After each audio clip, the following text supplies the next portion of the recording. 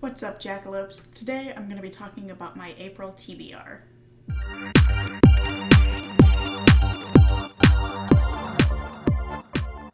Today I'm going to be doing something a little bit different for my TBR. I found over the last several months of using TBRs for the first time that they don't really work very well for me. I'm too much of a mood reader, so once I'm halfway through the month, I no longer want to read the books that I picked at the beginning of the month, which then results in my falling into a reading slump because I feel like I should stick to that list even if it's not what I want to be reading. So instead, I've decided to try something a little bit different to create some more freedom for myself to mood read, but also to narrow my selection so I don't just stand in front of my bookshelf going, oh my goodness, what am I going to read? So let me just show you what I have planned out. I made this spreadsheet a few months ago while I was reorganizing my bookshelves after unhauling a ton of stuff, and I ordered it by whether I've read the book and then by author name. So I have all of my unread books, then some of my partially read books, and then books that I have read. When I made this, I also added, you'll see this in the kind of far right in column F, I added a random number generator. So each one of those cells will randomly generate a number between 1 and 20 anytime a change is made to this spreadsheet. If I open the spreadsheet, it regenerates. If I add an entry to it, it regenerates.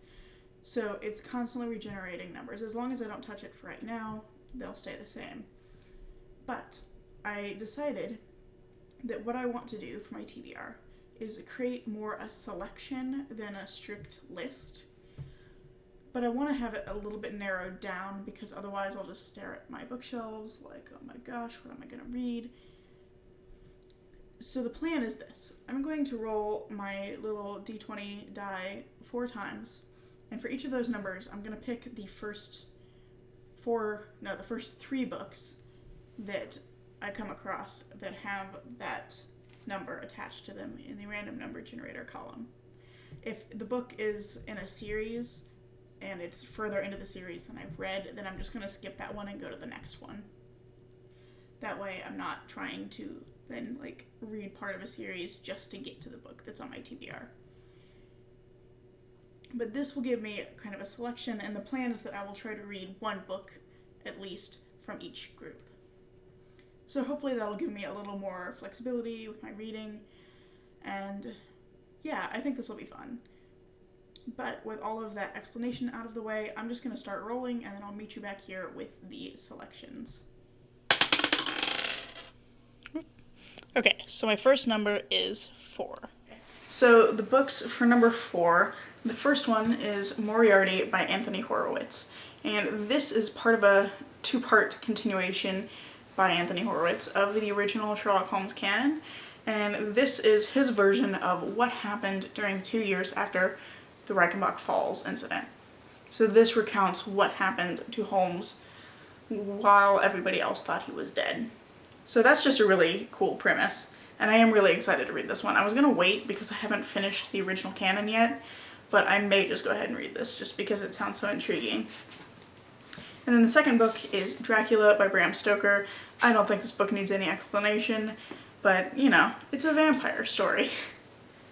I meant to read this in February, and then life happened, and I didn't do that. So maybe I'll actually get around to reading it in April. And then the last book for the number 4 is The Alienist by Caleb Carr, which follows Dr. Laszlo Kreisler, who is a psychologist, as he is trying to solve a murder of a young boy, I believe. Yes, and it's set in 1896. This one I know is supposed to be really good. My boyfriend loved this book. He just read it recently, and he absolutely raved about it. So that may also have to be a must-read for April. So yeah, that's going to be really hard to pick from. This is a good selection. I like this. Let's find out what the second roll is. And my number this time is 12. The next number is 12, and the first book for that is Brave New World by Aldous Huxley. I don't really know anything about this. I know it's some sort of dystopia. It's a classic. That's all I really know about it. I've been meaning to read it for a while, so. And the next one, which I don't have a physical copy of, but I will put the cover somewhere on the screen, have it on my Kindle, is While the Savage Sleeps by Andrew E. Kaufman. Or F. Kaufman? Andrew Kaufman. I have no idea what that one's about either. I think it's a horror novel. I really don't know. Well, I found a description. Two strangers, a dark secret connects them. A voice from the grave will draw them together. Well, that sounds interesting. I think it's a horror book. So that'd be fun, because I don't really read a lot of horror, but I am trying to read more because I have enjoyed what I have read. So yeah, maybe I'll read that one this month. That sounds cool.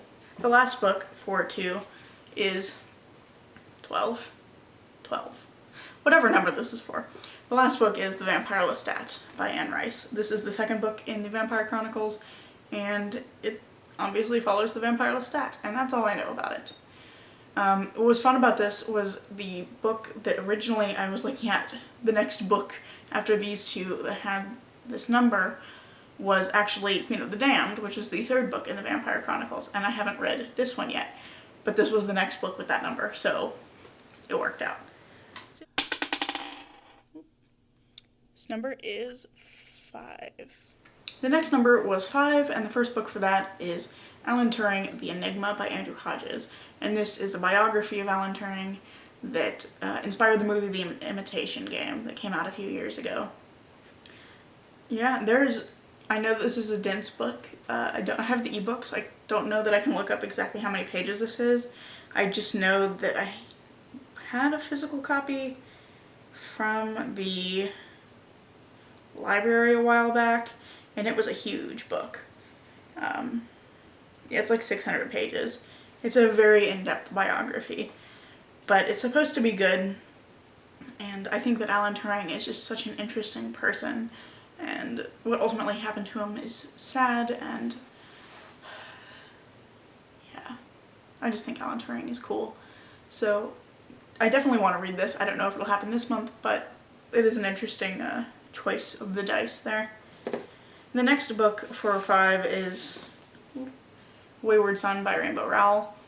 This is the second Simon Snow book, if you are not familiar with it, and it follows Simon, Baz, and Penny as they go on a road trip across America, which is an interesting concept. I did just finish Carry On recently, so I am still pretty invested in the characters, so I may end up reading this month. I'll have to wait and see what I'm in the mood for, but it sounds interesting. I just know there's been mixed reviews about it, so I'm a little nervous. The last book for 5 is The Spark of Learning, Energizing the College Classroom with the Science of Emotion by Sarah Rose Kavanagh. And this is literally a book about how to engage students better in lessons in college. That's it. It's using, it comes from psychology and neuroscience, so it's all about, as an educator, what are the things that you can do to really capture students' attention and get them engaged and focused in what you're teaching. Now for the last roll. And this number is 2. My last number is 2, and the first book for that is Murder in Retrospect by Agatha Christie. This is a Poirot mystery which follows a young woman who goes to Poirot to try and get him to clear her mother's name by finding the flaw in the case against her mother, who is believed to have killed her husband, who was a painter. So that sounds interesting. I always love a good Agatha Christie, particularly any of her Poirot series. I think he's such an interesting character, and I always love that bit that's at the end of every Poirot book where he gathers everybody into a room and goes, "You're a terrible person, you're having an affair, you embezzled money, you did this and that, but none of you killed him. That guy that killed him." And he just unnecessarily brings everybody's dirty laundry out, just ruins everybody's lives, and then goes, "But that guy killed him. That guy's the murderer." And I just think that's really great. That's my favorite part of every Poirot book. The next one is The Last Wish by Sapkowski, which is the first book in the Witcher series. It's technically a collection of short stories, which I believe sets up kind of the background for all the characters, Geralt, Yennefer, and Ciri. So it gives some background on them that eventually leads into the first novel, which I think is Blood of Elves. I'm not sure about that. If I'm wrong, I'll put it on the screen somewhere. Okay. The last one is The Enigma of Reason by Hugo Mercier and Dan Sperber. And this is a book in which they argue that reason isn't for us to come to better beliefs and have better conclusions, but we use reason instead to convince others of our own beliefs and ideas. So reason isn't used for us to form better ideas, but rather to convince others more easily of our ideas. I think that is like the most boiled down way I can put it. I think it's way more complex than that, but yeah, it's a nonfiction that my uncle recommended to me like, I don't know, 3 or 4 years ago, and I just never got around to reading it because I'm intimidated by it. It sounds like it's gonna be a dense read, but it should be interesting as well. Alright, so these are all of the books in my April TBR. I will not probably read all of them, but I will endeavor to read one from each set of 3. So hopefully I'll read 4 books this month. That seems pretty doable. I read 3 in January and February, and I've read 4.5 in March. So I feel like 4 is pretty doable. And I'm really excited about this selection. There's a lot of stuff in here that I have been wanting to read for a while anyway. Let's see if I can turn this around without dropping it so you can actually see the spines. There you go. That's all the books, excluding my ebooks, but Kindle's on top there. So that's basically it for today. Thanks so much for watching. I hope you enjoyed this. And I really hope I see you in the next video. So, bye.